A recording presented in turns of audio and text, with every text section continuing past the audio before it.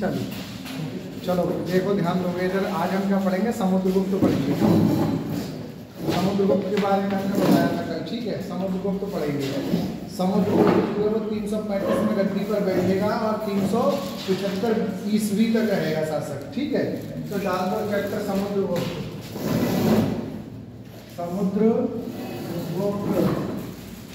समुद्रगुप्त 335 ईस्वी में गद्दी पर बैठता है और 375 ईस्वी तक शासक रहता है।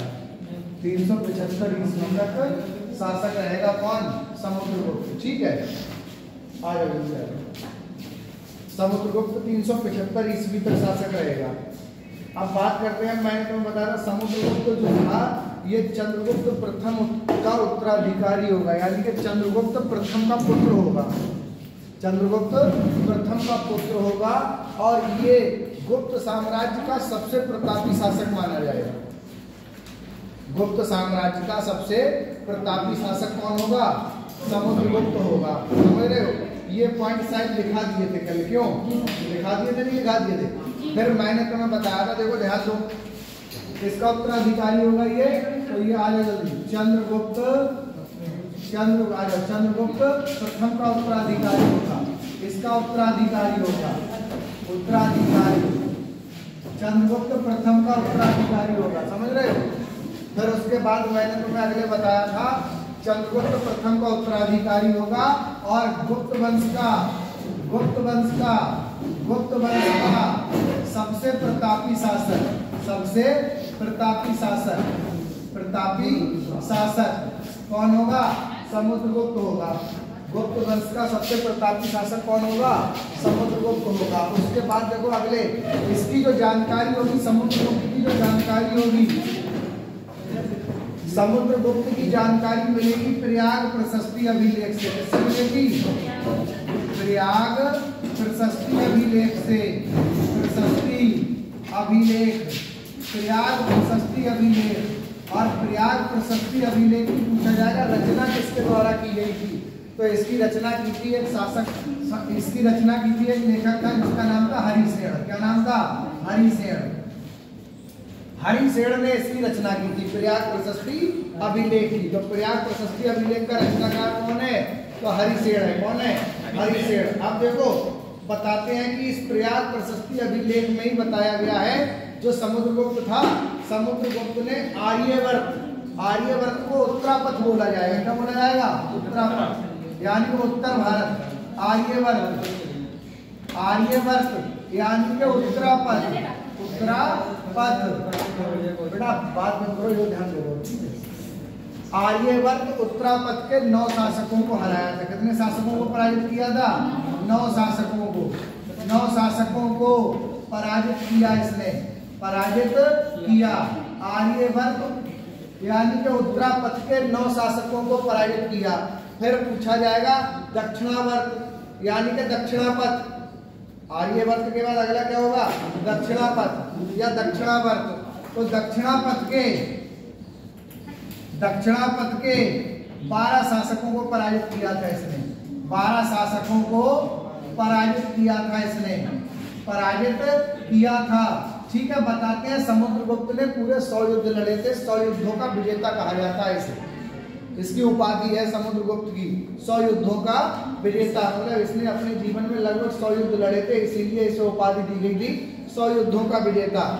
समझ गए? 100 युद्धों का विजेता किसे कहा जाता है? तो समुद्रगुप्त को कहा जाता है। ये हारा नहीं था नहीं, हारा नहीं था एक बार भी, ठीक है। समुद्रगुप्त बहुत शक्तिशाली शासक था। गुप्त वंश का सबसे प्रतापी शासक समुद्रगुप्त को ही माना जाता है। समझ गए? इसने एक युद्ध नीति अपनाई थी, ग्रहण मोक्षानुग्रह। कौन सी युद्ध नीति अपनाई थी? ग्रहण मोक्षानुग्रहण। ये युद्ध की नीति अपनाई थी इसने। समुद्रगुप्त ने एक युद्ध नीति अपनाई थी और उस युद्ध नीति का नाम क्या था? ग्रहण मोक्षानुग्रह। समझ गए? ये नीति अपनाई थी किसने? मोक्षानुग्रह होगा, ठीक है। समुद्रगुप्त ने इसका मतलब जानते हो? इसका मतलब क्या जानते हो? इसका क्या हुआ? लाइट नहीं जल रही तो हो सकता लाइट ना है तो लाइट काफी कोई दिक्कत नहीं है। फोन लगाओ विचार अच्छा देख नहीं रहा ये चल नहीं रहा स्क्रीन में से किसी से होगा देखो हो सकता खराब हो गया हो सामने वाला इससे उससे ये तो उससे चलो तो दिखाई नहीं दे रहा कहाँ पे नहीं दिखाई दे रहा बताओ वहीं पे नहीं लिखूंगा जहाँ पे तुम्हें दिखाई ना देता होगा वहीं पे नहीं लिखूंगा समुद्रगुप्त के आगे नहीं दिख रहा है समुद्रगुप्त के आगे ये नीचे वाला उधर साइड में अच्छा ये यहाँ पे इसलिए अच्छा इसलिए इस साइड में दिख रहा चलो उधर नहीं लिखेंगे ठीक है चलो पहले इतना लिखो बोल रहा हूँ लास्ट पॉइंट क्या लिखा है था बता देना बेटा हाँ सबसे महान शासक था देखो इसका इसकी जानकारी प्रयाग प्रशस्ति अभिलेख से मिलती है। देखो इसकी जानकारी प्रयाग प्रशस्ति अभिलेख से मिलती है प्रयाग प्रशस्ति अभिलेख से मिलती है प्रयाग प्रशस्ति अभिलेख से मिलती है। इसका लेखक हरिसेन को माना जाता है इसका लेखक हरिसेन को माना जाता है हरिसेन को माना जाता है हरिसेन को माना जाता है। लिखो समुद्रगुप्त ने आर्यवर्त ब्रैकेट में कर देना उत्तरापथ समुद्रगुप्त ने आर्यवर्त ब्रैकेट में कर दो उत्तरापथ आर्यवर्त ब्रैकेट में कर दो उत्तरापथ आर्यवर्त सामने लिखा है देख लिया करो आर्यवर्त ब्रैकेट में करो उत्तरापथ के 9 शासकों को पराजित किया था के 9 शासकों को पराजित किया था 9 शासकों को पराजित किया था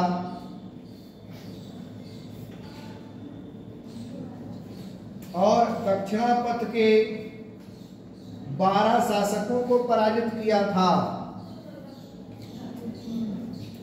और दक्षिणापथ के 12 शासकों को पराजित किया था दक्षिणापथ के 12 शासकों को पराजित किया था।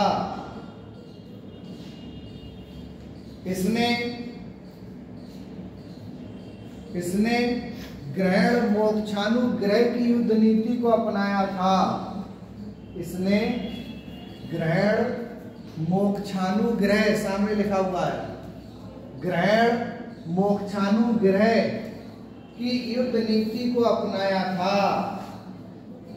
युद्ध नीति को अपनाया था।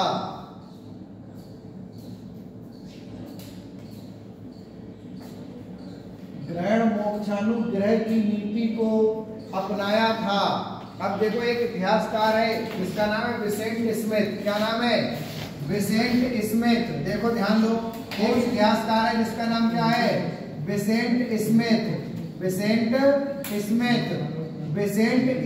ने इसे भारत इन्हीं विजयों के कारण ये युद्ध जीतने के कारण इसे भारत का नेपोलियन कहा है क्या कहा है भारत का नेपोलियन। और ये क्वेश्चन पेपर में बहुत बार आया है भारत का नेपोलियन किसे कहा जाता है नेपोलियन। तो भारत का नेपोलियन किसे कहा जाता है भारत का नेपोलियन समुद्रगुप्त को कहा जाता है किसे कहा जाता है समुद्रगुप्त को कहा जाता है इन्हीं विजयों के कारण। तो लिखो इन्हीं विजयों के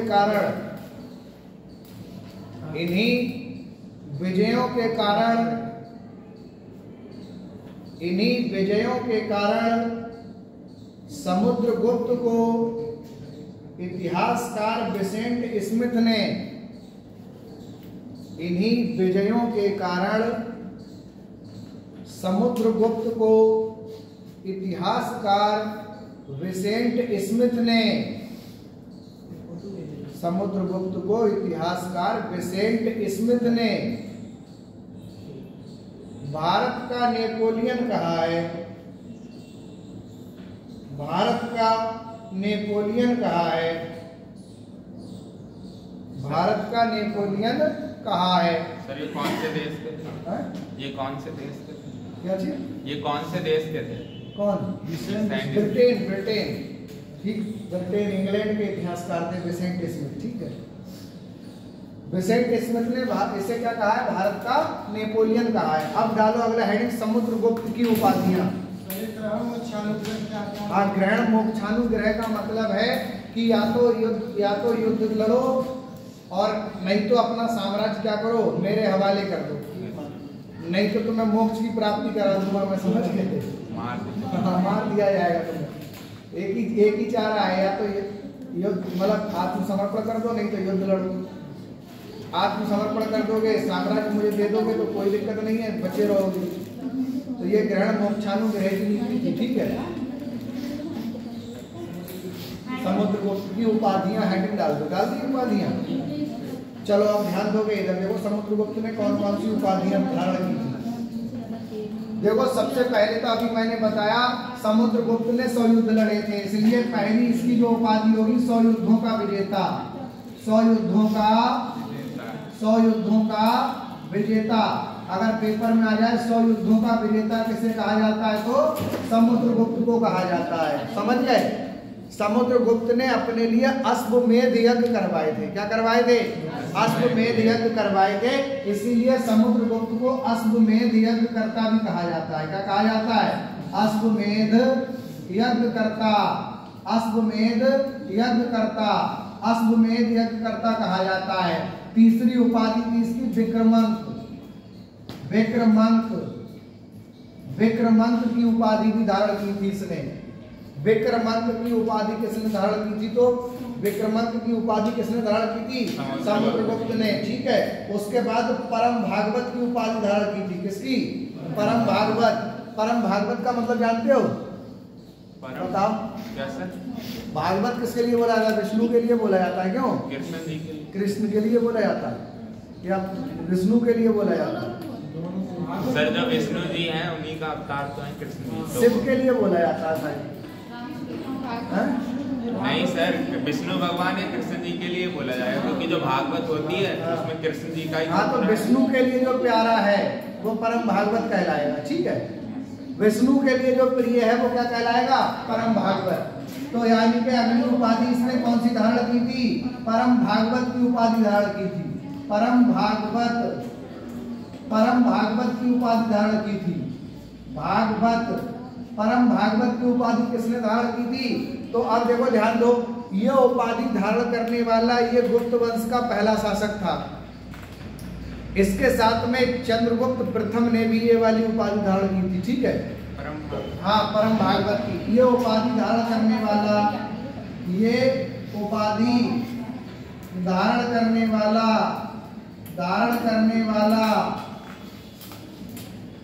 गुप्त वंश का प्रथम शासक था। ये उपाधि धारण करने वाला गुप्त वंश का प्रथम शासक था परम भागवत के बाद अगली उपाधि लिखो इसकी कविराज। अगली उपाधि थी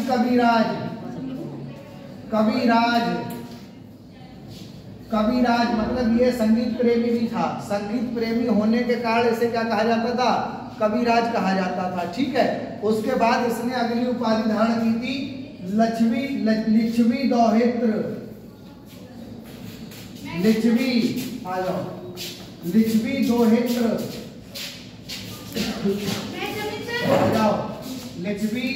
दोहित्र लिच्छवी दोहित्र का मतलब जानते हो?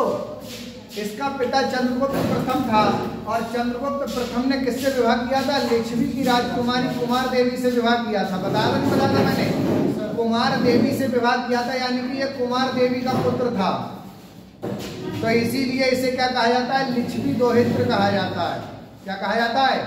लिच्छवी दोहित्र। ठीक है, क्योंकि इसकी माता जो थी वो लिच्छवी वंश से संबंधित थी। किससे संबंधित थी?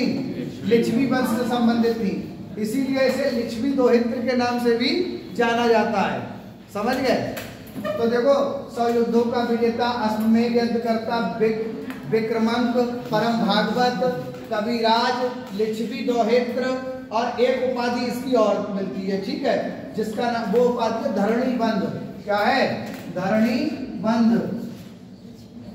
धरणी बंध। ये सारी उपाधियां धारण की थी किसने? समुद्रगुप्त ने।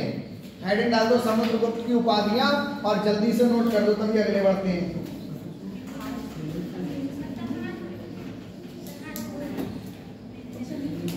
लिख लिया? नोट करो उपाधियां, समुद्रगुप्त की उपाधियां जल्दी से।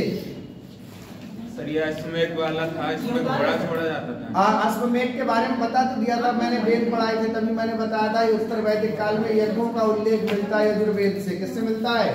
यजुर्वेद से। मैंने बताया था 5 प्रकार के यज्ञ होते हैं। कितने प्रकार के? 5 प्रकार के। उन्हीं में एक था अश्वमेध यज्ञ। था नहीं था अश्वमेध यज्ञ? अश्वमेध यज्ञ में घोड़ा छोड़ा जाता बताया था। क्यों? घोड़ा जहां तक पहुंचता है वो साम्राज्य उसी शासक का मान लिया जाता है, और घोड़ा जो भी अगले पकड़ता है तो समझ लो उसने युद्ध लड़ने की चुनौती दी है। फिर राजा उससे युद्ध लड़ेगा, उसे युद्ध में पराजित करके उसका साम्राज्य जीतेगा। समझ गए? ये होता है। लिख लिया? समुद्रगुप्त की उपाधियां देखो 7 उपाधियां हैं। लिच्छवी दोहित्र, धरणी बंध, कविराज, परम भागवत, विक्रमांक, अश्वमेध करता, अश्वमेध यज्ञ करता, 100 युद्धों का विजेता। 100 युद्धों का विजेता, ये क्वेश्चन पेपर में आया हुआ है। ठीक है, याद रखना। उसके बाद भारत का नेपोलियन किसे कहा जाता है? तो समुद्रगुप्त को। भारत का नेपोलियन किसे कहा जाता है? समुद्रगुप्त को कहा जाता है। अब देखो समुद्रगुप्त जो था, लिखो तो मैं अगले बता रहा हूँ। यहाँ दिखाई दे रहा है? बताओ। देखो समुद्रगुप्त जो था, समुद्रगुप्त ने 6 प्रकार के, कितने प्रकार के? 6 प्रकार के सोने के सिक्के चलवाए थे। कितने प्रकार के? 6 प्रकार के सोने के सिक्के चलवाए थे। सोने के सिक्के चलवाए थे। 6 प्रकार के सोने के सिक्के चलवाए थे, और इसे, इसके सिक्कों पर स्वयं बीड़ा बजाते दिखाया गया है। क्या दिखाया गया? स्वयं बीड़ा बजाते हुए। बीड़ा, स्वयं बीड़ा बजाते हुए दिखाया गया है। बजाते हुए, आ जाओ, बजाते हुए दिखाया गया है। दिखाया गया है। इसके सिक्कों पर इसे स्वयं बीड़ा बजाते हुए दिखाया गया है, इसलिए ये प्रतीत होता है कि समुद्रगुप्त मौर्य संगीत प्रेमी था। कौन था ये? संगीत प्रेमी था। संगीत प्रेमी था समुद्रगुप्त मौर्य। ठीक है, चलो लिखो नई लाइन से, अगर वो उपाधियां लिख ली हो तो लिखो। समुद्रगुप्त ने 6 प्रकार के सोने के सिक्के चलवाए। 6 प्रकार के सोने के सिक्के चलवाए। समुद्रगुप्त ने 6 प्रकार के सोने के सिक्के चलवाए। सोने के सिक्के चलवाए। इसके सिक्कों पर इसे बीड़ा बजाते हुए दिखाया गया है। इसके सिक्कों पर इसे बीड़ा बजाते हुए दिखाया गया है। बीड़ा बजाते हुए दिखाया गया है, जिससे ये ज्ञात होता है कि समुद्रगुप्त संगीत प्रेमी था। जिससे ये ज्ञात होता है कि समुद्रगुप्त संगीत प्रेमी था। समुद्रगुप्त संगीत प्रेमी था। चलो अगले देखो, इधर ध्यान दोगे। समुद्रगुप्त संगीत प्रेमी था, इधर ध्यान दोगे। अब देखो, जो एक शासक था भानुगुप्त। कौन था? भानुगुप्त। तो शासक भानुगुप्त ने एक अभिलेख लिखा है। भानुगुप्त गुप्त वंश का ही था। किसका था? गुप्त वंश का। ध्यान दो, इधर बात मत करो, इधर ध्यान दो, इधर ध्यान दे लो। देखो, जो शासक भानुगुप्त था ये गुप्त वंश से ही संबंधित था, और इसने एक अभिलेख लिखा है जिसका नाम है एरण अभिलेख। क्या नाम है? एरण अभिलेख। समझ गए? इस एरल अभिलेख में समुद्रगुप्त, जो एरल अभिलेख है, सबसे पहली बात देखो, इस एरल अभिलेख से ही सबसे पहले किसका पता चलता है? सती प्रथा का साक्ष्य मिलता है। किसका साक्ष्य मिलता है? सती प्रथा के साक्ष्य मिलते हैं। सती प्रथा के साक्ष्य अगर पेपर में आ जाए, सती प्रथा का प्रथम साक्ष्य किससे मिलता है? तो शासक भानुगुप्त के एरल अभिलेख से प्राप्त होता है। किससे प्राप्त होता है? एरल अभिलेख से। इस एरल अभिलेख में बताया गया कोई भोजराज या गोपराज के नाम से व्यक्ति था, कोई, इसकी मृत्यु हो गई थी। ठीक है, इसकी मृत्यु के पश्चात इसकी पत्नी को क्या किया गया था? इसके साथ में सती कर दिया गया था। ये एरल अभिलेख से साक्ष्य मिलता है। और इस एरल अभिलेख में ही समुद्रगुप्त के बारे में एक कथन कहा गया है। कहा गया है कि जब समुद्रगुप्त प्रसन्न होता था तो इसे कुबेर, और जब ये रुष्ट होता था तो यमराज के समान माना गया है। समझ गए? इस एरल अभिलेख में बताया गया ये। तो ध्यान दो, देखो सती प्रथा का प्रथम साक्ष्य कहां से मिलता है? एरल अभिलेख से। इसमें कोई कौन थे? भोजराज नाम मिलता है, या फिर गोपराज भी मिलता है किसी किसी किताब में। भोजराज या गोपराज, इनकी मृत्यु हो गई थी। ठीक है, इनकी मृत्यु पर इनकी पत्नी को इनके साथ सती कर दिया गया। इनके साथ सती कर दिया गया। समझ गए? इसी एरल अभिलेख में समुद्रगुप्त के बारे में बताया गया है। समुद्रगुप्त जब प्रसन्न होता है, एरल अभिलेख में बताया गया, जब समुद्रगुप्त प्रसन्न होता है तो उसे कुबेर कहा गया है। कुबेर मतलब धन का देवता। क्यों? और लेकिन अगर ये रुष्ट है तो इसे यमराज के समान माना गया है। किसके समान? यमराज के समान, क्योंकि रुष्ट होगा तो भारी तबाही मचाएगा समुद्रगुप्त। इसीलिए इसके रुष्ट होने पर इसे यमराज और प्रसन्न होने पर इसे कुबेर कहा गया है। क्या कहा गया है? कुबेर कहा गया है। अच्छा, तुम्हें सती प्रथा का प्रथम साक्ष्य पता चल गया। तुम बताओ, सती प्रथा को समाप्त करने के प्रयास और आंदोलन किसने किए थे भारत में? राजा राममोहन राय ने किए थे। किसने किए थे? राजा राममोहन राय ने।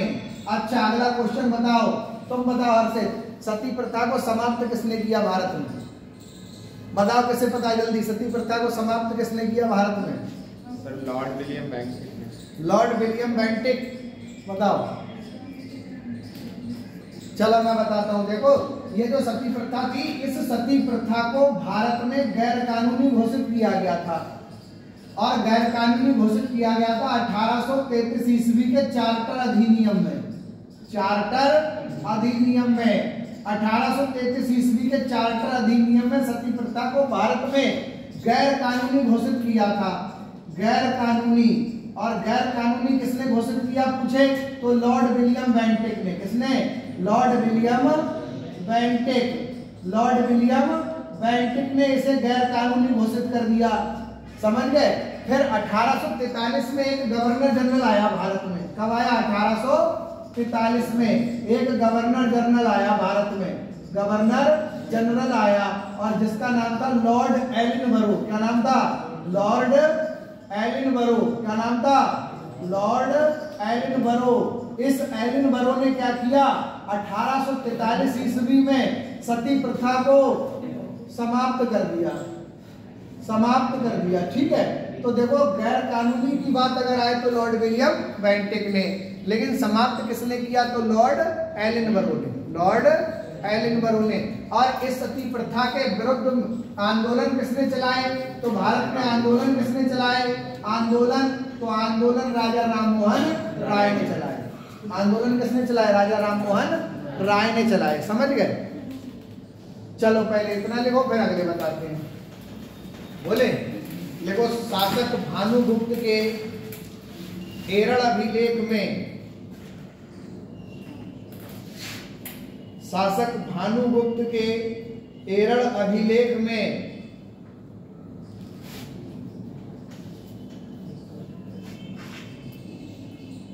शासक भानुगुप्त के एरल अभिलेख में समुद्रगुप्त को प्रसन्न होने पर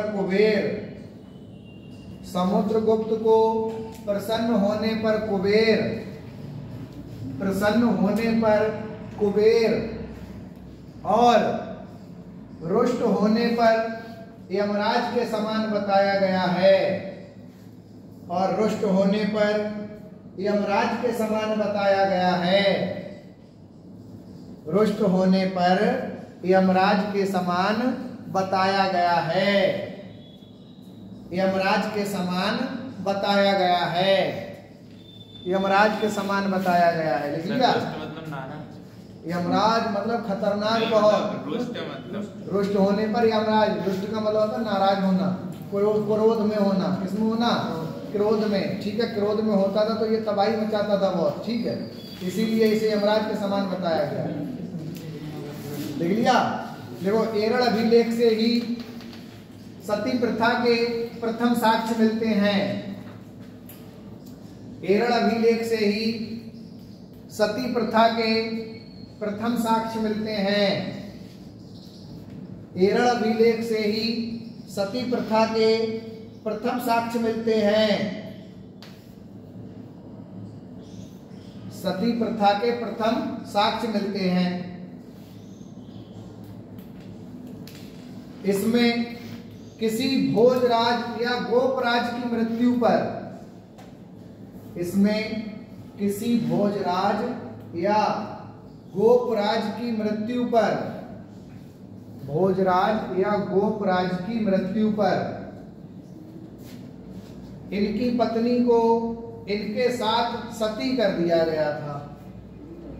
हाँ, भोजराज या गोपराज की मृत्यु पर इनकी पत्नी को इनके साथ सती कर दिया गया था। इनकी पत्नी को इनके साथ सती कर दिया गया था। सती कर दिया गया था। सती कर दिया गया था। सती प्रथा को समाप्त करने के लिए आंदोलन, देखो जल्दी, सती प्रथा को समाप्त करने के लिए आंदोलन राजा राममोहन राय के द्वारा चलाए गए। सती प्रथा को समाप्त करने के लिए आंदोलन राजा राममोहन राय के द्वारा चलाए गए।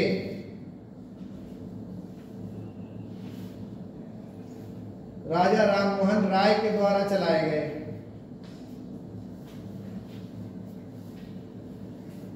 और इसे गैर कानूनी 1833 ईस्वी के चार्टर अधिनियम में, और इसे गैर कानूनी 1833 ईस्वी के चार्टर अधिनियम में, 1833 ईस्वी के चार्टर अधिनियम में लॉर्ड विलियम बेंटिक के द्वारा घोषित किया गया था। 1833 ईस्वी के चार्टर अधिनियम में लॉर्ड विलियम बेंटिक, वो लिखा है कोने पे दिखाई दे रहा है, ये देखो, लॉर्ड विलियम बेंटिक के द्वारा घोषित किया गया था।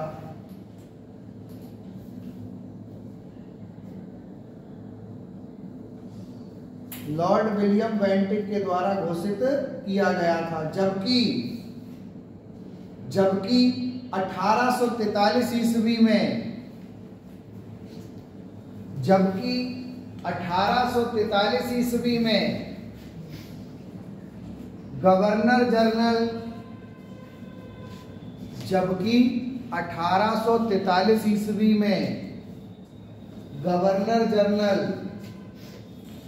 लॉर्ड एलिनबरो के द्वारा, गवर्नर जनरल लॉर्ड एलिनबरो के द्वारा इसे पूरी तरह समाप्त कर दिया गया। गवर्नर जनरल लॉर्ड एलिनबरो के द्वारा इसे पूरी तरह समाप्त कर दिया गया। ये लिखा एलिनबरो, लॉर्ड एलिनबरो के द्वारा पूरी तरह समाप्त कर दिया गया, पूरी तरह समाप्त कर दिया गया। लिख लिया? चलो अब ध्यान दोगे, इधर देखो, समुद्रगुप्त जो था समुद्रगुप्त के बड़े पुत्र का नाम था रामगुप्त। क्या नाम था? रामगुप्त। यानी कि समुद्रगुप्त का जो बड़ा पुत्र होगा, इसका जो बड़ा पुत्र होगा उसका नाम होगा रामगुप्त। कौन होगा? रामगुप्त। तो समुद्रगुप्त का उत्तराधिकारी कौन होगा? रामगुप्त होगा। कौन होगा? रामगुप्त होगा। लेकिन रामगुप्त कैसा? एक निर्बल और कमजोर शासक होगा। रामगुप्त कैसा? एक निर्बल और कमजोर शासक होगा। निर्बल और कमजोर शासक होगा। और कमजोर शासक होगा। कमजोर शासक होगा। समझ गए? निर्बल और कमजोर शासक होगा। इस रामगुप्त को, ये जो रामगुप्त है, रामगुप्त क्या करेगा? ध्रुव स्वामिनी से विवाह करेगा। किससे विवाह करेगा? ध्रुव स्वामिनी से विवाह करेगा। इसकी पत्नी का नाम होगा ध्रुव स्वामिनी। क्या नाम होगा पत्नी का? तो पत्नी का नाम होगा इसकी ध्रुव स्वामिनी। ध्रुव स्वामिनी। ध्रुव स्वामिनी, ये इसकी पत्नी का नाम होगा। रामगुप्त की पत्नी का नाम होगा ध्रुव स्वामिनी। ठीक है, इससे विवाह करेगा। अब रामगुप्त के समय में ही शकों का आक्रमण होगा। किसका आक्रमण होगा? शकों का। शक जानते हो कहां से आए थे? शकों का आक्रमण होगा। शकों का आक्रमण। ये शक जो थे वो चीन से आए थे। कहां से आए थे? चीन से। चीन की एक यूची या तोखरी जनजाति थी, उससे संबंधित थे शक। और ये चीन से मार के भगाया गया था, तो ये भारत आए थे। भारत आके इन्होंने क्या किया? रामगुप्त पे आक्रमण किया। रामगुप्त पे आक्रमण किया तो रामगुप्त ने जो था मतलब आत्मसमर्पण कर दिया। और इसकी पत्नी सुंदर थी, तो शकों ने कहा कि तुम हमें अपनी पत्नी को दे दो। ठीक है, तो इसने अपनी पत्नी को भी शकों को दे दिया। समुद्रगुप्त के छोटे पुत्र का नाम था चंद्रगुप्त द्वितीय। क्या नाम था इसके? ये तो बड़ा पुत्र था। ये कौन सा पुत्र था? बड़ा पुत्र। समझ गए? अब छोटे पुत्र का नाम क्या होगा? छोटा पुत्र होगा चंद्रगुप्त। चंद्रगुप्त प्रथम। चंद्रगुप्त द्वितीय कौन होगा? चंद्रगुप्त द्वितीय समुद्रगुप्त का छोटा पुत्र होगा। इसे क्रोध आ जाएगा इस बात पे। ठीक है, तो ये क्या करेगा? ये सबसे पहले शकों से आकर युद्ध लड़ेगा। शकों को युद्ध में पराजित करेगा। पराजित करने के बाद ध्रुव स्वामिनी को वापस लेगा शकों से। ठीक है, और ध्रुव स्वामिनी से विवाह कर लेगा। विवाह करने के बाद ये रामगुप्त की हत्या कर देगा। रामगुप्त की हत्या करने के बाद अगला शासक कौन बन जाएगा? गुप्त वंश का चंद्रगुप्त द्वितीय। चंद्रगुप्त द्वितीय। तो मैंने देखो तुम्हें बताया क्या? ध्यान दो। सबसे पहले मैंने तुम्हें बताया था श्रीगुप्त था। कौन था संस्थापक? श्रीगुप्त का उत्तराधिकारी कौन हुआ? घटोत्कच। घटोत्कच। घटोत्कच का पुत्र कौन था? चंद्रगुप्त प्रथम। चंद्रगुप्त प्रथम घटोत्कच का उत्तराधिकारी होगा। चंद्रगुप्त प्रथम का उत्तराधिकारी कौन होगा? समुद्रगुप्त। समुद्रगुप्त के दो बेटे होंगे, एक रामगुप्त और एक चंद्रगुप्त द्वितीय। रामगुप्त निर्बल और कमजोर शासक होगा। शकों का आक्रमण होगा, शकों से पराजित हो जाएगा, अपनी पत्नी को शकों को दे देगा। जिससे छोटा भाई जो होगा चंद्रगुप्त द्वितीय, उसे क्रोध आएगा, वो शकों पे आक्रमण करेगा और शकों को पराजित करके ध्रुव स्वामिनी को वापस लेगा। उससे विवाह कर लेगा और रामगुप्त की हत्या करके मगध की गद्दी पर बैठ जाएगा। आया समझ? पहले इतना लिखो, तभी अगले बताते हैं। कहां तक लिखा दिया बताओ? अच्छा, समुद्रगुप्त के पश्चात अगला शासक, समुद्रगुप्त के पश्चात अगला शासक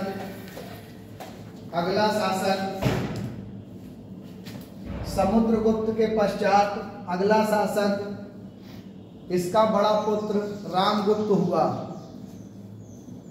इसका बड़ा पुत्र रामगुप्त हुआ। बड़ा पुत्र रामगुप्त हुआ। रामगुप्त हुआ। रामगुप्त हुआ। रामगुप्त एक निर्बल और कमजोर शासक था। रामगुप्त एक निर्बल और कमजोर शासक था। निर्बल और कमजोर शासक था। निर्बल और कमजोर शासक था। इसके समय में शकों का आक्रमण हुआ। इसके समय में शकों का आक्रमण हुआ। शकों का आक्रमण हुआ।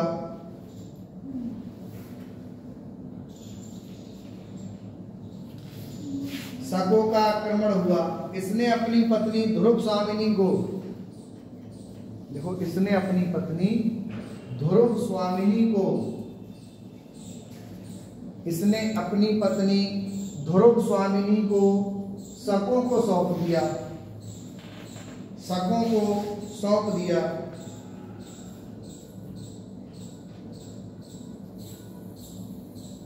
शकों को सौंप दिया। चंद्रगुप्त द्वितीय जो समुद्रगुप्त का छोटा पुत्र था, चंद्रगुप्त द्वितीय जो समुद्रगुप्त का छोटा पुत्र था, चंद्रगुप्त द्वितीय जो समुद्रगुप्त का छोटा पुत्र था, छोटा पुत्र था, इसने ध्रुव स्वामिनी को शकों से छुड़वाया। इसने ध्रुव स्वामिनी को शकों से छुड़वाया। ध्रुव स्वामिनी को शकों से छुड़वाया। वह इसके साथ विवाह किया। वह इसके साथ विवाह किया। वह इसके साथ विवाह किया और रामगुप्त की हत्या करके मगध की गद्दी पर बैठा।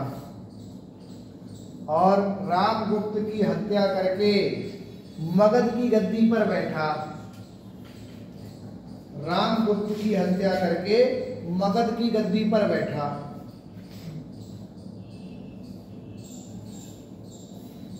लिख लिया। अब देखो रामगुप्त की जानकारी पूछे कहां से मिलती है, तो रामगुप्त का उल्लेख पुस्तकें हैं उनमें किया गया है। तो रामगुप्त का जो उल्लेख है वो विशाख दत्त, मैंने बताया था तुम्हें, एक व्यक्ति था विशाख दत्त जिसने मुद्रा राक्षस पुस्तक लिखी थी। क्यों? विशाख दत्त। तो विशाख दत्त की एक और पुस्तक है जिसका नाम है देवी चंद्रगुप्तम। देवी चंद्रगुप्तम। इस पुस्तक से रामगुप्त की जानकारी मिलती है। देवी चंद्रगुप्तम से रामगुप्त किसकी जानकारी मिलती है? रामगुप्त की। ठीक है। अगले एक पुस्तक और है जिसका नाम है बाणभट्ट की पुस्तक है हर्षचरित्र। बाणभट्ट की पुस्तक कौन सी है? हर्षचरित्र। बाणभट्ट की पुस्तक है हर्षचरित्र। हर्षचरित्र से भी किसकी जानकारी मिलती है? रामगुप्त की। हर्षचरित्र। इस हर्षचरित्र से भी किसकी जानकारी मिलती है? रामगुप्त की जानकारी मिलती है। ठीक है। एक पुस्तक और है राजशेखर की पुस्तक है ज्ञानमीमांसा। ज्ञानमीमांसा से भी किसकी जानकारी मिलती है? राजशेखर की पुस्तक है जिसका नाम है ज्ञानमीमांसा। ज्ञानमीमांसा। इस ज्ञानमीमांसा से भी किसकी जानकारी मिलती है? रामगुप्त की जानकारी मिलती है। ठीक है।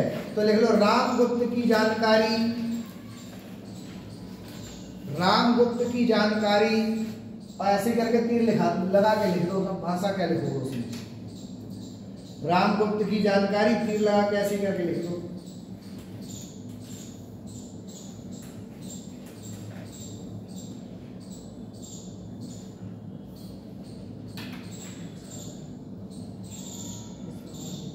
रामगुप्त की जानकारी हेडिंग ऐसे करके और तीर लगा के लिख दो। विशाख दत्त की पुस्तक देवी चंद्रगुप्तम से। देवी चंद्रगुप्तम है ये। देवी चंद्रगुप्तम। देवी चंद्रगुप्तम। दूसरी बाणभट्ट की पुस्तक है हर्षचरित्र। राजशेखर की पुस्तक है ज्ञानमीमांसा। इन पुस्तकों से मिलती है जानकारी। ज्ञानमीमांसा दिखाई तो दे रहा होगा को? लिखो जल्दी।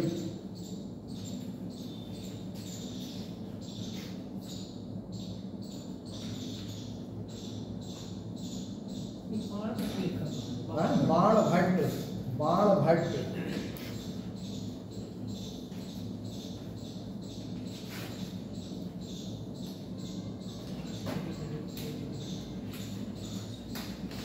लिख लिया। लिया।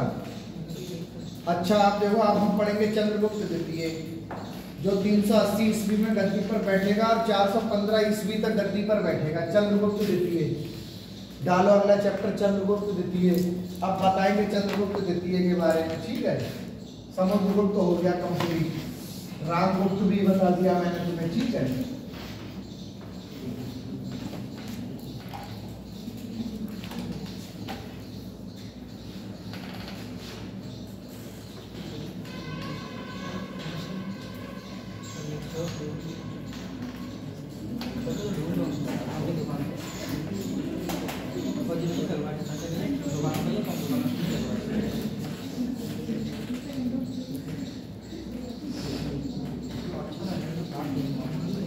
सर ये रामगुप्त कब तक बैठा था?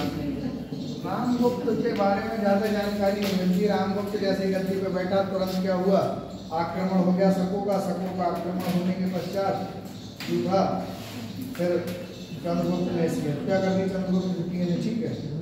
सर वो 1975 और 375 तक जब बैठा तो ये 380 तक, तो ये 5 साल। हाँ 5 साल तक रामगुप्त रहेगा। कितने साल तक रहेगा?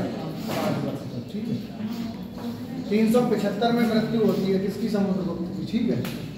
380 से 415 तक चंद्रगुप्त द्वितीय, ठीक है। डालो आइए चंद्रगुप्त द्वितीय, चंद्रगुप्त सेकेंड 380 ईस्वी से 415 ईस्वी तक, 415 ईस्वी तक का शासनकाल रहेगा चंद्रगुप्त द्वितीय का। तो अब ध्यान दोगे, देखो ध्यान दो, चंद्रगुप्त द्वितीय भी क्या करेगा, शकों को पराजित करेगा, तो उसके बाद ये विक्रमादित्य की उपाधि धारण करेगा, समझ गए। कल ही विक्रमादित्य की उपाधि के बारे में बता रहा, 14 लोगों ने धारण की। कितने लोगों ने? 14। अंतिम विक्रमादित्य कौन था?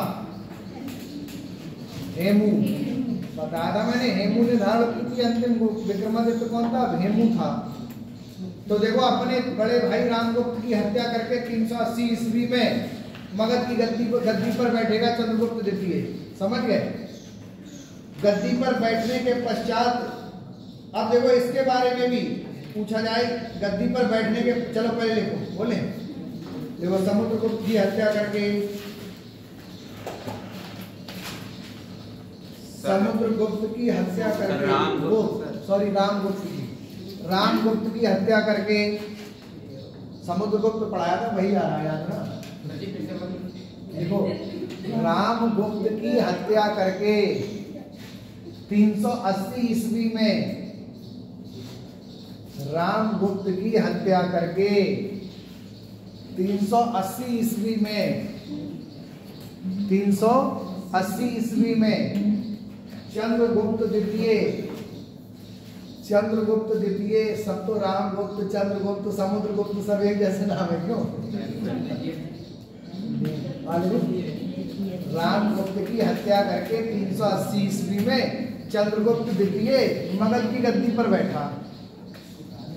चंद्रगुप्त द्वितीय मगध की गद्दी पर बैठा, मगध की गद्दी पर बैठा। देखो रामगुप्त की हत्या करके 380 ईस्वी में चंद्रगुप्त द्वितीय मगध की गद्दी पर बैठा, मगध की गद्दी पर बैठा। अब देखो गद्दी पे बैठने के पश्चात ये क्या करेगा, एक नागवंश था, कौन था? नागवंश। तो नागवंश की एक राजकुमारी थी जिसका नाम था कुबेर नागा। क्या नाम था? कुबेर नागा। तो नागवंश की राजकुमारी कुबेर नागा से चंद्रगुप्त द्वितीय क्या करेगा? विवाह करेगा, विवाह। नागवंश की राजकुमारी कुबेर नागा से विवाह करेगा। फिर इसी के समय में एक और वंश चल रहा था, वाकाटक वंश। कौन सा वंश था? वाकाटक, वाकाटक वंश। तो वाकाटक वंश की राजकुमारी, वाकाटक वंश जो था, वाकाटक वंश का जो राजकुमार होगा उस राजकुमार से अपनी पुत्री प्रभावती गुप्त का विवाह करेगा। ये पुत्री प्रभावती, प्रभावती गुप्त का विवाह किया इसने, प्रभावती गुप्त का विवाह किया। स्वयं किससे विवाह करेगा? कुबेर नागा से। और पुत्री का विवाह किससे कराएगा? तो वाकाटक नरेश से। किससे कराएगा? वाकाटक नरेश से। ठीक है, तो लिखो गद्दी पर बैठने के पश्चात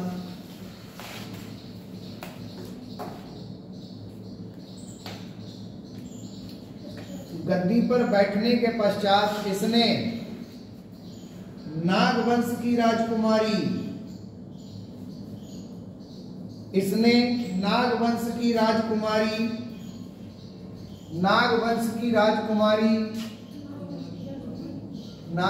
की राजकुमारी कुबेर नागा से विवाह किया।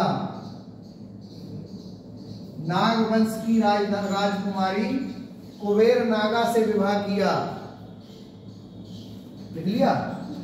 गद्दी पर बैठने के पश्चात इसने नागवंश की राजकुमारी कुबेर नागा से विवाह किया तथा अपनी पुत्री प्रभावती गुप्त का विवाह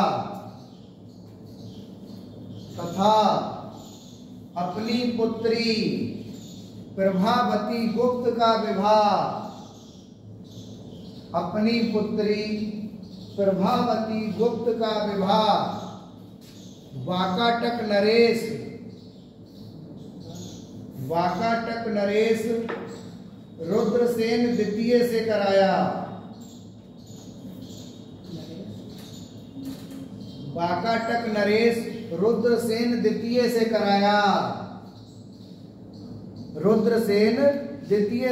लिखो इधर देख के लिखो, वाकाटक नरेश रुद्रसेन द्वितीय से कराया। वाकाटक नरेश रुद्रसेन द्वितीय से कराया। अब देखो रुद्रसेन द्वितीय से, अब देखो विवाह करने का उद्देश्य क्या? विवाह करने का उद्देश्य अपने साम्राज्य की सीमाओं को सुरक्षित करना। समझ गए? ये जो रुद्रसेन था, इस रुद्रसेन ने जब शकों ने आक्रमण किया था, किसने आक्रमण किया था? शकों ने आक्रमण किया था। तो शकों के आक्रमण को विफल करने में वाकाटक नरेश रुद्रसेन ने चंद्रगुप्त द्वितीय की सहायता की थी। समझ गए? इसीलिए इसने अपनी पुत्री का विवाह किससे करा दिया था? रुद्रसेन द्वितीय से करा दिया था।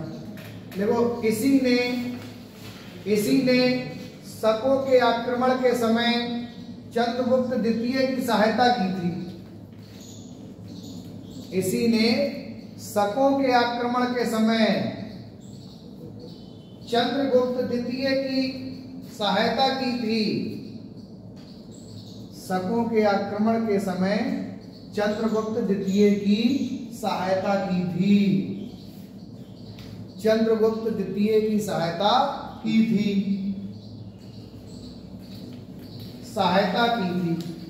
मैंने बताया शकों को पराजित करने के बाद चंद्रगुप्त द्वितीय कौन सी उपाधि धारण करेगा? विक्रमादित्य की। देखो, शकों को पराजित करने के पश्चात चंद्रगुप्त द्वितीय ने विक्रमादित्य की उपाधि धारण की थी, जो गुप्त वंश में सबसे लोकप्रिय उपाधि थी। ये बोला, शकों को पराजित करने के पश्चात चंद्रगुप्त द्वितीय ने विक्रमादित्य की उपाधि धारण की थी। चंद्रगुप्त द्वितीय ने विक्रमादित्य की उपाधि धारण की थी। शकों को पराजित करने के बाद चंद्रगुप्त द्वितीय ने विक्रमादित्य की उपाधि धारण की थी, जो गुप्त वंश में सबसे लोकप्रिय उपाधि थी। गुप्त वंश में सबसे लोकप्रिय उपाधि थी। गुप्त वंश में सबसे लोकप्रिय उपाधि थी। सबसे लोकप्रिय उपाधि थी। ठीक है। अब देखो हुआ क्या, चंद्रगुप्त द्वितीय के समय में एक चीनी बौद्ध यात्री भारत आता है, और ये क्वेश्चन कई बार पेपर में आया था, जिसका नाम था फाहियान। क्या नाम था? फाहियान। एक चीनी बौद्ध यात्री था। कहाँ का था? चीन से आया था। चीनी बौद्ध यात्री था। बौद्ध यात्री जिसका नाम क्या था? फाहियान। ये फाहियान भारत आया था चंद्रगुप्त द्वितीय के दरबार में। किसके दरबार में? चंद्रगुप्त द्वितीय के दरबार में आया था। और इसकी रचना अगर पूछे, इसकी पुस्तक का नाम क्या है? कौन बताएगा पुस्तक इसकी? फाहियान का नाम तो सुना होगा सबने। रचना क्या थी इसकी? तो इसकी रचना का नाम था को हो क्यों की, हो क्यों की, ये रचना थी इसकी। भाई चीनी है ना ये, तो चीनी तुम्हें पता है ऐसी भाषा बोलते हैं, हो क्यों की, ठीक है। इसका कुछ अर्थ तो अब ये अर्थ तो नहीं पता, इसका अर्थ तो कुछ नहीं है, ठीक है। ये पुस्तक है, ठीक है। इससे चंद्रगुप्त द्वितीय का इतिहास मिलता है, ठीक है। चंद्रगुप्त द्वितीय के बारे में इसने इस पुस्तक में लिखा है, उसे नाम दिया है वो क्यों की, ठीक है। चलो लिख लो, नई लाइन से लिखना, बोले देखो। चंद्रगुप्त द्वितीय के शासन काल में, चंद्रगुप्त द्वितीय के शासन काल में, चंद्रगुप्त द्वितीय के शासन काल में चीनी बौद्ध यात्री फाहियान भारत आया था।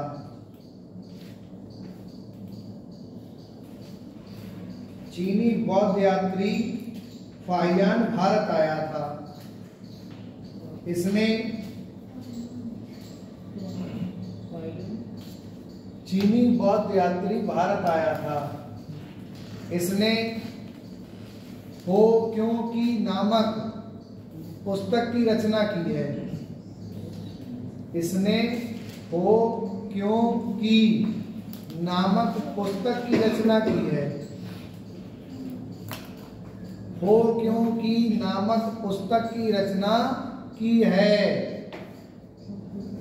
हो क्यों की नामक पुस्तक की रचना की है। डालो अगला हेडिंग, चंद्रगुप्त द्वितीय की उपाधियां।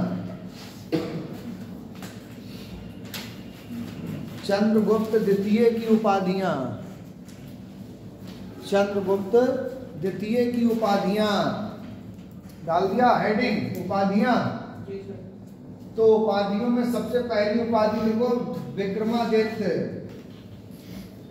विक्रमादित्य के बाद परम भागवत की उपाधि ये भी धारण करेगा।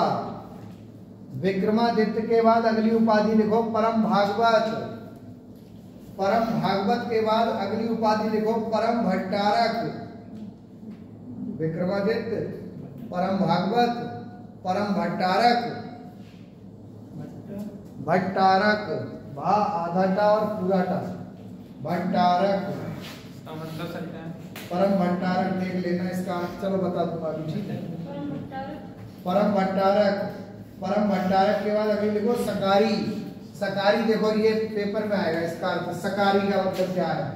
सकारी का मतलब होता है शकों का उन्मूलन करने वाला, शकों को पराजित करने वाला, शकों का उन्मूलन करने वाला, उन्मूलन करने वाला या शकों को पराजित करने वाला, शकों को पराजित करने वाला, पराजित करने वाला, शकों को पराजित करने वाला, ये कहलाता है सकारी, ठीक है। सकारी चंद्रगुप्त द्वितीय को बोला जाता है। कैसे बोला जाता है? क्योंकि इसी ने शकों को पराजित किया था, ठीक है। उसके बाद अगली जो उपाधि है इसकी वह अप्रतिरथ। अप्रतिरथ, अप्रतिरथ, अप्रतिरथ का मतलब जानते हो क्या होता है? अप्रतिरथ का मतलब होता है जिसके विजय रथ को कोई ना रोक सके, जिसके विजय रथ को कोई ना रोक सके, जिसके विजय रथ को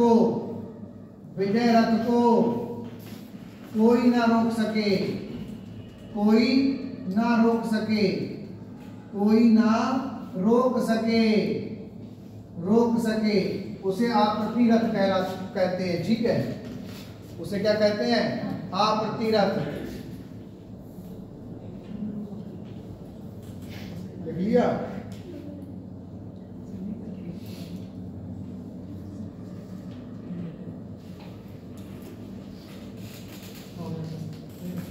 लिया?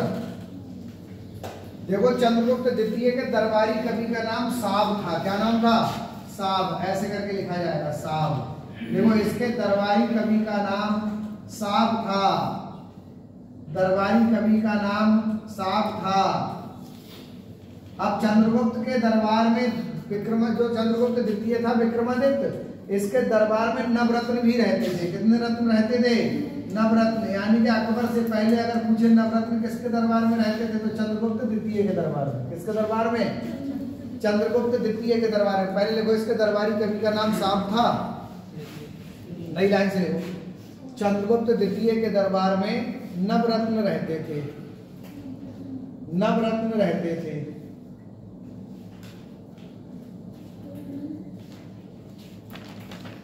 चंद्रगुप्त द्वितीय के दरबार में नवरत्न रहते थे, नवरत्न रहते थे। अब देखो वो नवरत्न कौन कौन थे? 9 लोग होंगे। नवरत्न का मतलब क्या हो गया? 9 लोग। क्यों? 9 महान लोग, महान विद्वान लोग रहते थे चंद्रगुप्त द्वितीय के दरबार में। देखो वो 9 लोग कौन कौन थे, नवरत्न कौन कौन थे चंद्रगुप्त द्वितीय के दरबार में जो नवरत्न रहते थे। रजिस्टर पे साइन कर दो सभी लोग, ठीक है? लाओ मैं बताऊं कैसे होंगे, ठीक है? बोलो रजिस्टर। ये तो कल के हो गए, क्यों 22-23 तारीख को करो, 23 ना सही है बिल्कुल ऐसे ही। हाँ इसके ही तो डालो 23 तारीख करो, शांति से और इधर ध्यान देते रहो बाकी लोग, ठीक है? रजिस्टर चलाते रहे ना। तो देखो इसके दरबार में जो नवरत्न रहते थे वो बता रहा हूँ। तो सबसे पहले अमर सिंह, कौन थे? अमर सिंह, एक बात मत करो, अमर सिंह। अमर सिंह के बाद बरहा मिहिर, बरहा मिहिर, बरहा मिहिर, अमर सिंह, बरहा मिहिर। बरहा मिहिर के बाद धनवंतरी, कालिदास, बारूची, धनवंतरी, धनवंतरी, कालिदास, कालिदास, वारुची, वारुची, वारुची के बाद घटपर्णक, घटपर्णक है, घटकर्ण क्या नाम है? अजीब नाम है यार। घटकर्पण, घटकर्पण, बेताल भट्ट, शंकु, छपड़क। घटकर्पण क्या था? घटकर्पण, घटकर्पण।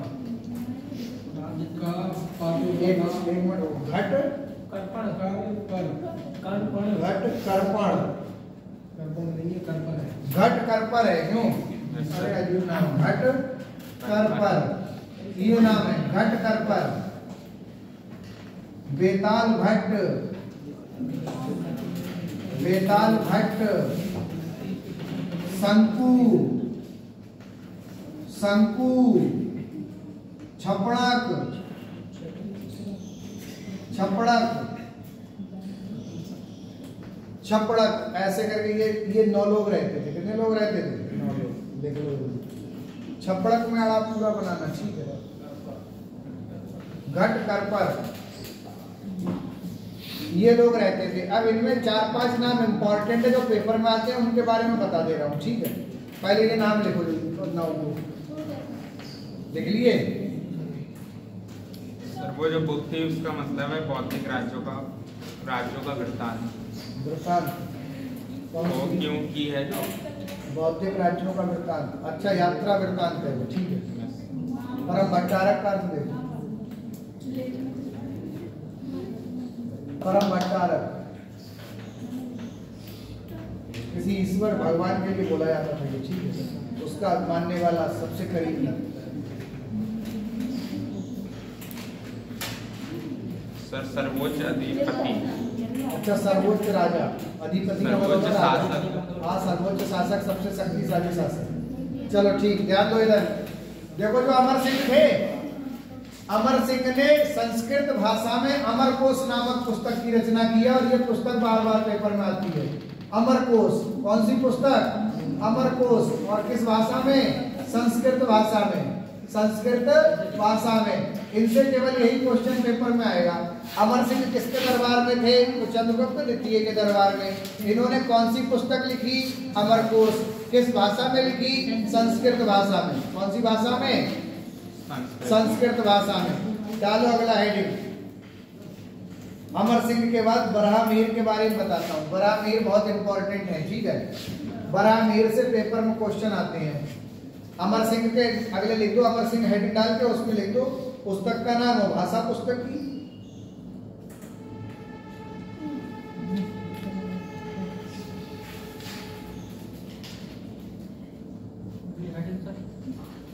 अगली हेडिंग लो, बरहामीर। अमरकोश, अमरकोश संस्कृत भाषा में लिखी है। अमरकोश संस्कृत भाषा में लिखी है, देख लिया। अगला हेड डाल दो, बरहामीर। अब देखो जो बरहामीर थे, ध्यान दो, पहले इधर समझो। बरहामीर भारत के एक महान गणितज्ञ, खगोल शास्त्री और ज्योतिषी थे। महान गणितज्ञ, खगोल शास्त्री और ज्योतिषी थे बरहामीर, समझ गए। बरहामीर को ज्योतिष का पितामह कहा जाता है भारत में। अगर पूछे ज्योतिष का पिता कौन है तो वो बरहामीर है। कौन है? बरहामीर। बरहामीर की दो पुस्तकें याद रखना, एक पंच सिद्धांतिका और दूसरी जो पुस्तक है इनकी, दूसरी पुस्तक है बृहत संहिता। बृहत संहिता, देखो ध्यान दो। तो मैंने क्या बताया, ये महान कौन थे? गणितज्ञ थे। गणितज्ञ, खगोल शास्त्री, खगोल शास्त्री, खगोल शास्त्री और ज्योतिषी। ज्योतिषी, भारतीय ज्योतिष के पितामह, भारतीय ज्योतिष के पितामह, पितामह, ठीक है। उसके बाद पुस्तकें इन्होंने कौन कौन सी लिखी हैं? तो पुस्तकें अभी मैंने बताई थी। एक पुस्तक है पंच सिद्धांतिका। कौन सी है? पंच सिद्धांतिका। और दूसरी पुस्तक कौन सी है इनकी? बृहत संहिता। बृहत संहिता, बृहत संहिता। चलो मैं बोलूं, लिखवाऊं? देखो हेडिंग डाल दो, बरहामीर और डैश करके लोग। ये भारत के महान गणितज्ञ, खगोल शास्त्री और ज्योतिषी थे। ये भारत के महान गणितज्ञ, खगोल शास्त्री और ज्योतिषी थे। ये भारत के महान गणितज्ञ, खगोल शास्त्री और ज्योतिषी थे। खगोल शास्त्री और ज्योतिषी थे, ज्योतिषी थे।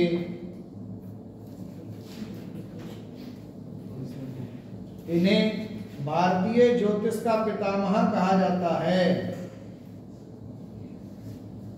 पितामह, इधर देख लेना, पितामह, भारतीय ज्योतिष का पितामह कहा जाता है। इन्हें भारतीय ज्योतिष का पितामह कहा जाता है। सर पितामह मतलब जनक? पितामह का मतलब जनक होता है, ठीक है। भारतीय ज्योतिष का जनक,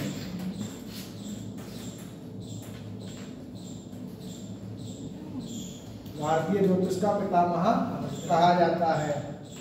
इनके द्वारा पंच सिद्धांतिका और बृहत संहिता नामक पुस्तकें लिखी गई हैं। इनके द्वारा पंच सिद्धांतिका और बृहत संहिता नामक पुस्तकें लिखी गई हैं।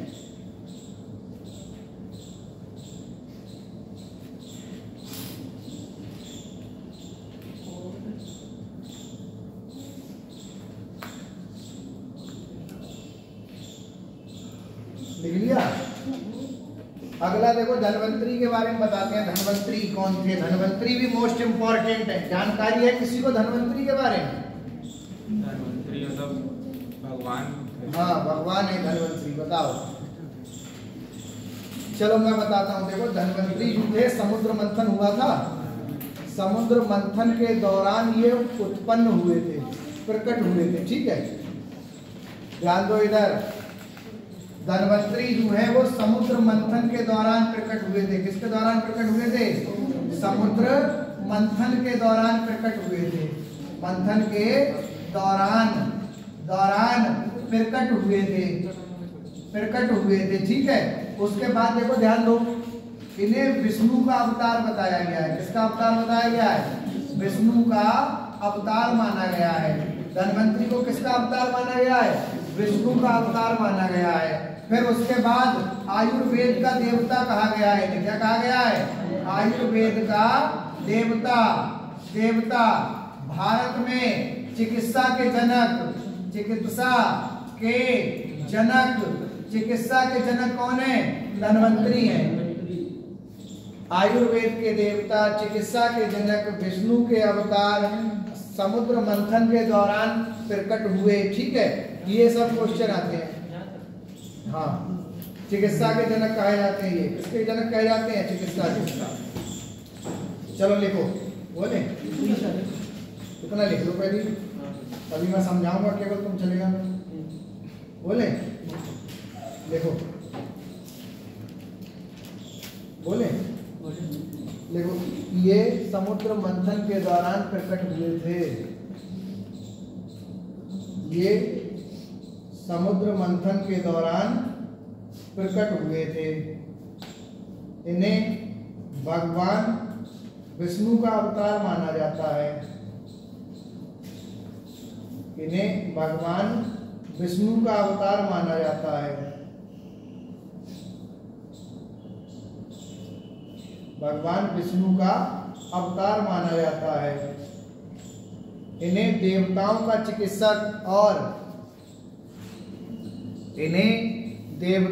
चिकित्सक और आयुर्वेद का देवता कहा जाता है।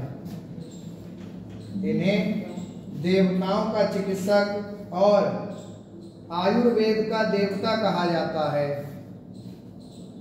देवताओं का चिकित्सक और आयुर्वेद का देवता कहा जाता है।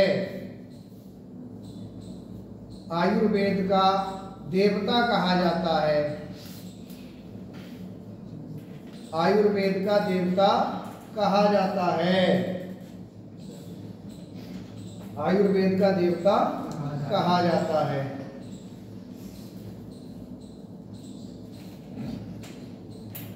देख लिया? अच्छा, आप देखो, कालिदास के बारे में बता रहा हूं मैं। ठीक है, समुद्र मंथन नहीं पता तुम्हें? महाभारत हुआ था।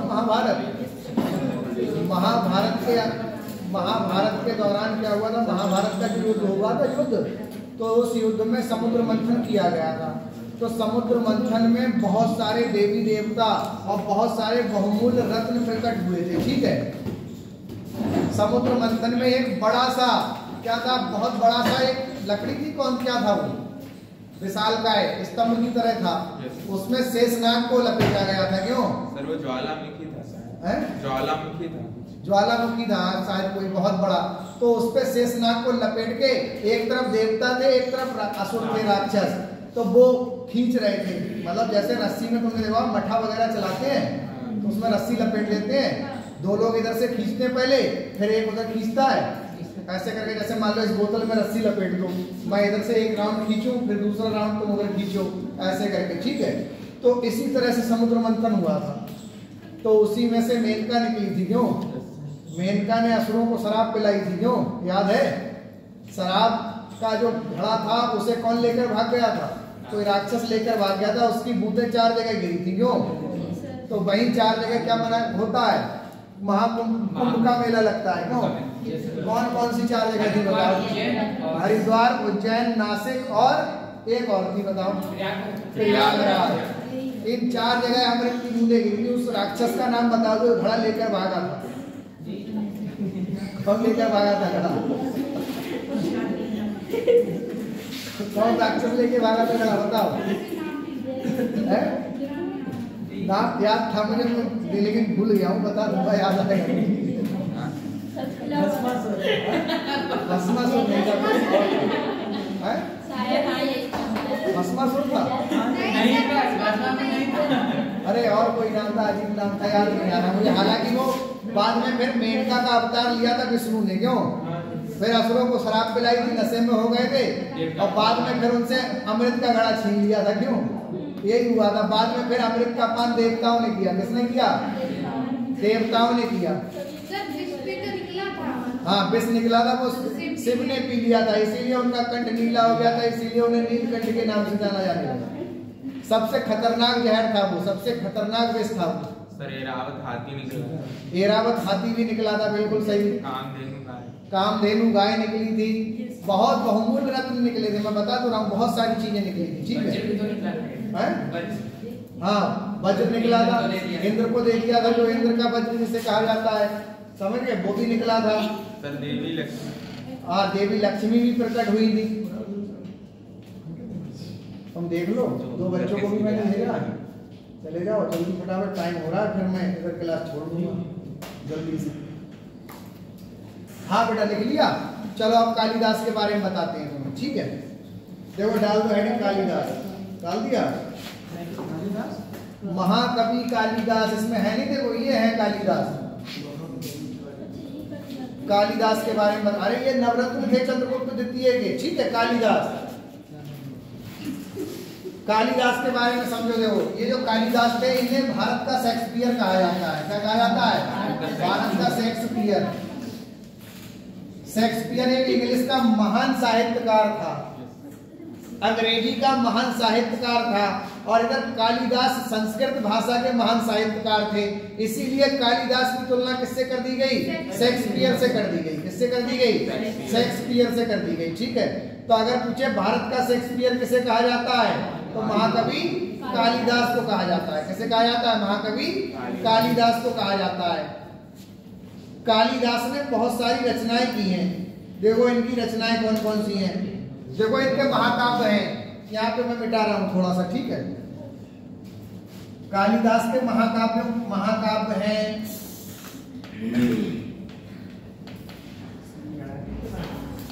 तो देखो कालिदास के जो महाकाव्य हैं, महाकाव्य है रघुवंशम और कुमार संभवन। रघुवंशम और कुमार संभवन,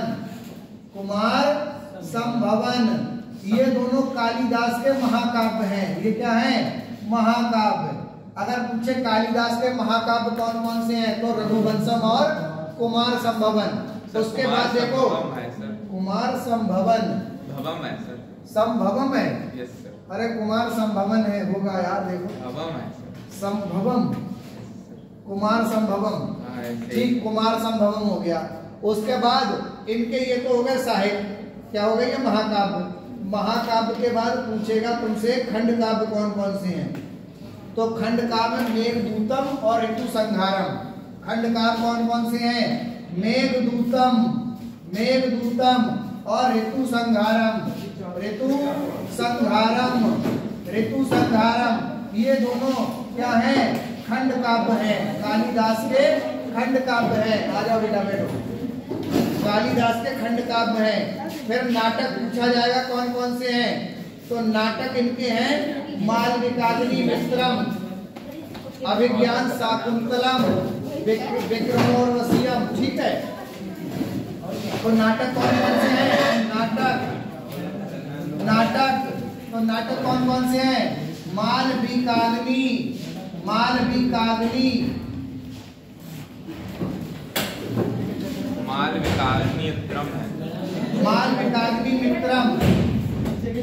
मित्रम। उसके बाद मालविकाग्नि मित्रम के बाद विक्रम और वसीयम, विक्रम और वसीयम,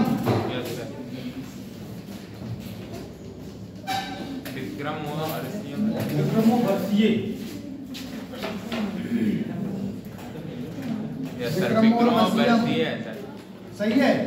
विक्रम और वसीयम, मालविकाग्नि मित्रम, विक्रम और वसीयम।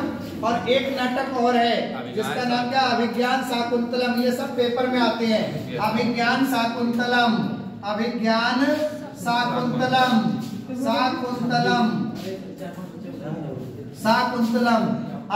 शाकुंतलम, ठीक है। ये सब क्या है इनके? ये सब नाटक हैं। किसके? महाकवि कालिदास के। बेटा बैठ जाओ, 1 मिनट बैठ जाओ, 2 मिनट बैठ जाओ, 2 मिनट बाद चले जाओ। बेटा अब जा रही हो आप? अरे रुक जा, 2 मिनट रुक जाओ, अभी हम बच्चे देखो जो नए बच्चे हैं उनको साइन करा लो, साइन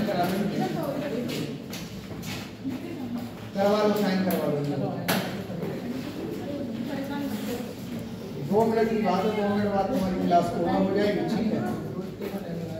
चलो जब तक इतना लिखो, मैं बोल रहा हूँ, ठीक है। महाकवि कालिदास के बारे में मैंने बताया अभी तुम्हें। इन्हें क्या कहा जाता है? भारत का शेक्सपियर कहा जाता है। लिखो पहला पॉइंट, महाकवि कालिदास हेडिंग डाल दो और डैश करके लिखो, इन्हें भारत का शेक्सपियर कहा जाता है। इन्हें भारत का शेक्सपियर कहा जाता है। इन्हें भारत का शेक्सपियर कहा जाता है। भारत का शेक्सपियर कहा जाता है। फिर लिखो, इनके हेडिंग डाल दो, ये हेडिंग डालो महाकाव्य और डैश करके ये दोनों लिख दो। महाकाव्य में डैश करके ये दोनों लिख दो बेटा। नंबर 1 पे हेडिंग डाल दो महाकाव्य और डैश करके ये दोनों महाकाव्य के नाम लिख दो। महाकाव्य हेडिंग डाल दो और महाकाव्य में ये नाम लिख दो।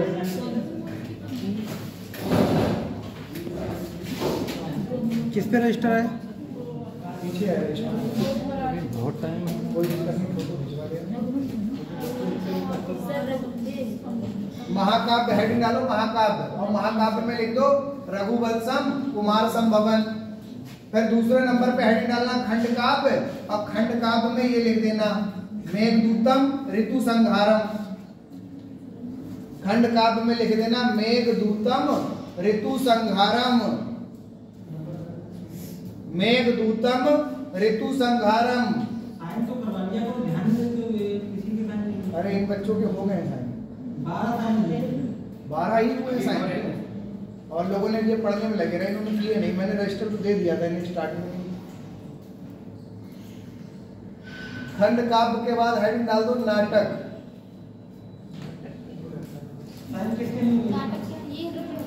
नाटक में ये तीनों लिख दो मालविकाग्नि मित्रम विक्रमोर्वश्यम अभिज्ञान शाकुंतलम।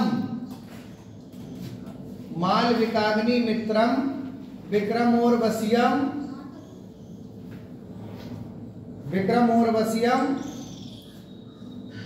अभिज्ञान शाकुंतलम।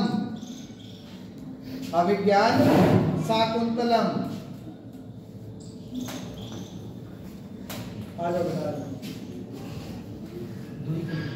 अभिज्ञान शाकुंतलम। 2 मिनट।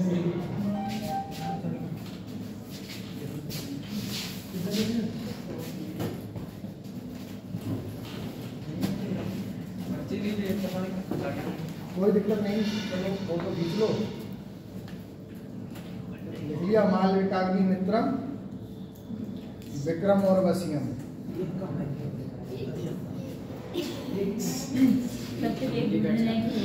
2 मिनट वेट कर लो, बस 2 मिनट, ठीक है बेटा। 2 मिनट बाद चले जाना तुम लोग। चलो तब तक मैं और तुम्हें बता रहा हूँ, डाल दो अगला चैप्टर इसी में। देखो ये हो गया। अब देखो गुप्त वंश का जो अंतिम शासक होगा वो स्कंदगुप्त होगा। स्कंदगुप्त के बारे में बता दे रहा हूँ, तभी ये गुप्त वंश समाप्त हो जाएगा। फिर हमारा जो चैप्टर होगा मध्यकालीन भारत स्टार्ट होगा। अगले जो हमारे सिलेबस में वो मध्यकालीन भारत होगा। मध्यकालीन भारत होगा, समझ गए?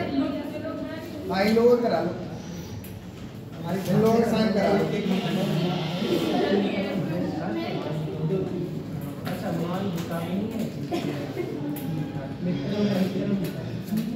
स्कंदगुप्त डाल दो हेडिंग। 455 से 467 ईस्वी तक स्कंदगुप्त शासक रहेगा। स्कंदगुप्त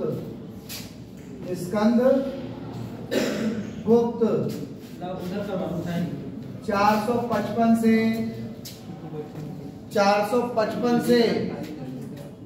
स्कंदगुप्त हेडिंग डाल दो 455 से 467 ईस्वी तक।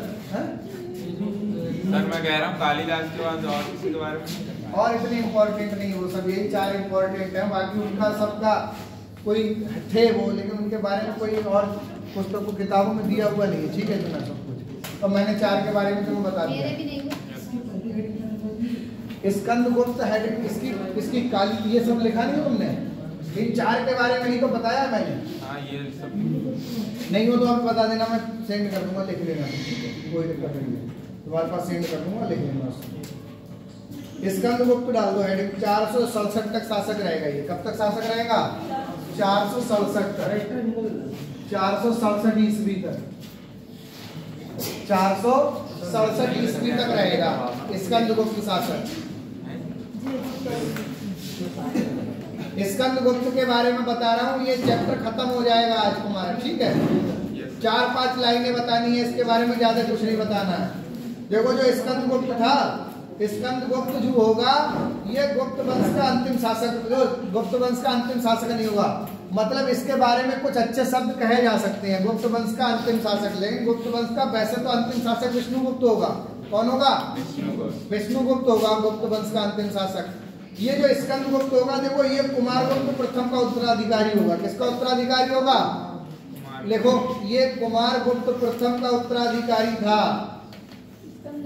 हाँ, स्कंदगुप्त हेडिंग डाल दो और डैश करके लिखो, ये कुमारगुप्त प्रथम का उत्तराधिकारी था। कुमारगुप्त प्रथम का उत्तराधिकारी था।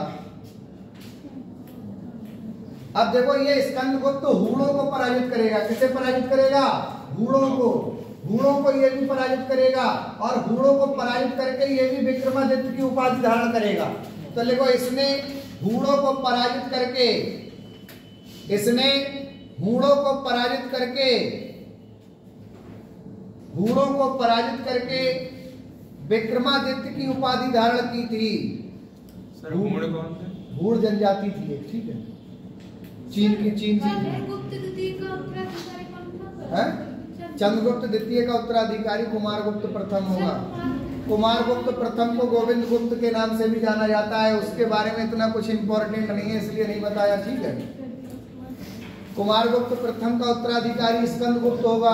स्कंदगुप्त क्या करेगा? हूणों को पराजित करेगा, विक्रमादित्य की उपाधि धारण करेगा, ठीक है, लिख लिया। अब ये स्कंदगुप्त अपनी राजधानी अयोध्या को बनाएगा, लिख लो, इसने अपनी राजधानी अयोध्या को बनाया। देखो इसने अपनी राजधानी अयोध्या को बनाया।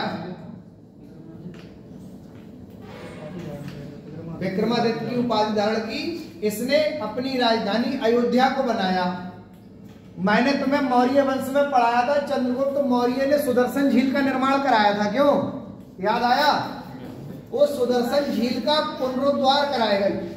क्या कराएगा? उसकी साफ सफाई करवाएगा, खुदाई करवाएगा, समझ गए? तो तुमसे पूछा जाएगा सुदर्शन झील का जीर्णोद्धार, किसी चीज की साफ सफाई कराना जीर्णोद्धार कहलाता है, ठीक है। तो सुदर्शन झील का जीर्णोद्धार किसके द्वारा कराया गया था? तो वो किसने कराया था? स्कंदगुप्त ने। तो देखो इसने चंद्रगुप्त मौर्य द्वारा निर्मित, देखो जल्दी ये समाप्त कर देंगे आज, कितने मिनट रह गए? 8 मिनट। देखो इसने देखो इस, हाँ स्कंदगुप्त में देखो, इसने चंद्रगुप्त मौर्य द्वारा निर्मित, इसने चंद्रगुप्त मौर्य द्वारा निर्मित सुदर्शन झील का जीर्णोद्धार कराया था। जीर्णोद्धार न लिख तो मरम्मत लिख लो। इसने चंद्रगुप्त मौर्य द्वारा निर्मित सुदर्शन झील का जीर्णोद्धार कराया था। सुदर्शन झील का जीर्णोद्धार कराया था।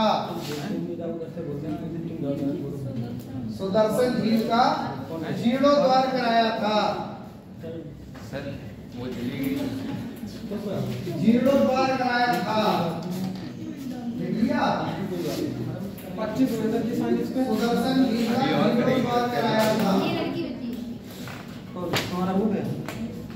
तुम्हारा नहीं हुआ? क्यों नहीं हुआ? तुम्हारा नहीं हुआ? अच्छा। और बाकी कोई बचा है जिसका नहीं हुआ? कोई बचा तो नहीं है? अरे बच्चे तो काफी बैठे थे, वो जो गए उनके साइन करा लिए, तुम्हारे हो गए थे साइन? और कोई बचा है पीछे? कोई नहीं बचा? इनमें से कोई बचा तो नहीं रहता जिसके साइन नहीं हुआ? हो गया?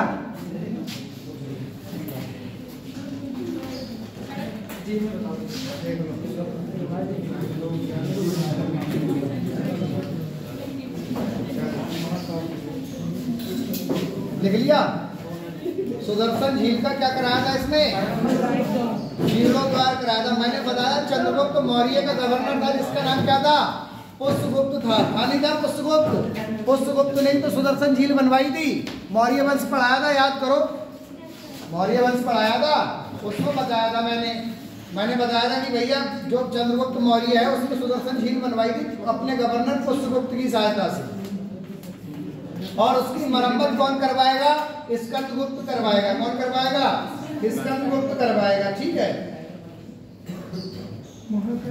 लिख लिया?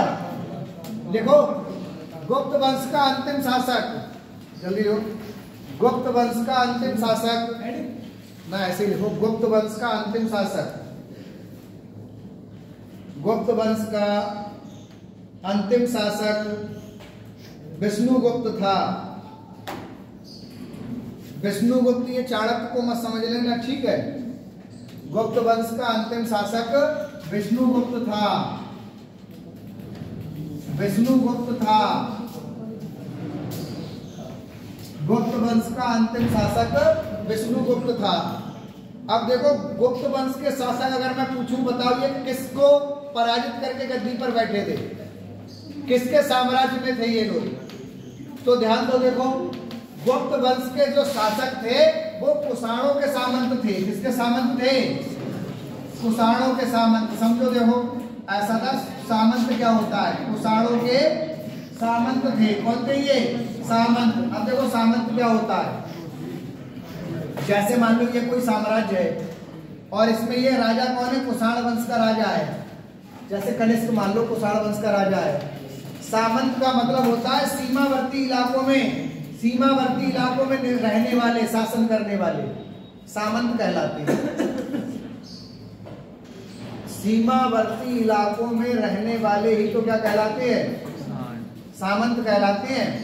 तो मैंने तुम्हें बताया था ये जो स्थापना किसने की थी? श्रीगुप्त ने की थी। किसने की थी? और श्रीगुप्त कौन था? तो श्रीगुप्त इस वंश का उत्तराधिकारी था, यानी उसने कुषाण वंश का ही तो अंत किया था। कुषाण वंश के बाद ही तो कौन सा गुप्त वंश स्थापित किया था। तो पेपर में आएगा ये गुप्त वंश के शासक किसके सामंत थे? तो कुषाणों के सामंत थे। किसके सामंत थे? कुषाणों के। ये पॉइंट भी लिखो जल्दी। देखो, गुप्त वंश के शासक, गुप्त वंश के शासक कुषाणों के सामंत थे। कुषाणों के सामंत थे। सामने लिखा है, देखो, सामंत का मतलब उनकी सीमावर्ती इलाकों में रहने वाले, शासन करने वाले। गुप्त वंश के शासक कुषाणों के सामंत थे। कुषाणों के सामंत थे। लिख लिया? अब बात आती, गुप्त वंश के शासक कौन से धर्म के अनुयायी थे? कौन सा धर्म मानते थे? इनका राज चिन्ह क्या था? ठीक है, तो देखो, गुप्त वंश के शासक वैष्णव धर्म को मानते थे। कौन से धर्म को मानते थे? तभी तो ये परम भागवत, परम भट्टारक, ये सब उपाधियां धारण करते थे। क्योंकि भागवत किसके लिए? विष्णु के लिए बोला जाता है। विष्णु के लिए जो प्रिय है उसे परम भागवत बोला जाएगा। समझ गए? तो ये वैष्णव धर्म के अनुयायी थे। किस धर्म के अनुयायी थे? देखो नई लाइन से, गुप्त वंश के शासक वैष्णव धर्म के अनुयायी थे।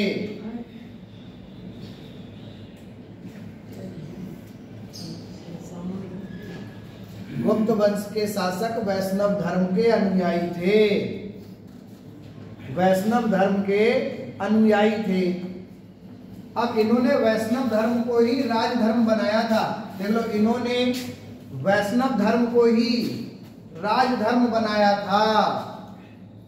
इन्होंने वैष्णव धर्म को ही राजधर्म बनाया था। राजधर्म बनाया था। वैष्णव धर्म को ही राजधर्म बनाया था। अब पूछा जाए इनका प्रतीक क्या था? तो बताओ, विष्णु का प्रतीक क्या था?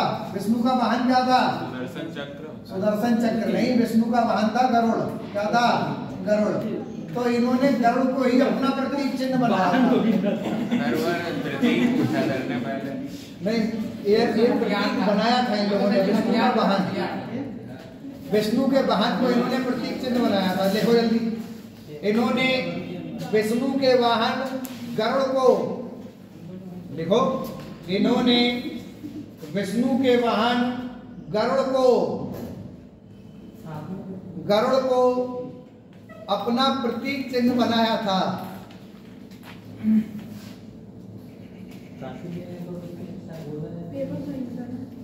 विष्णु के वाहन गरुड़ को अपना प्रतीक चिन्ह बनाया था, प्रतीक चिन्ह बनाया था।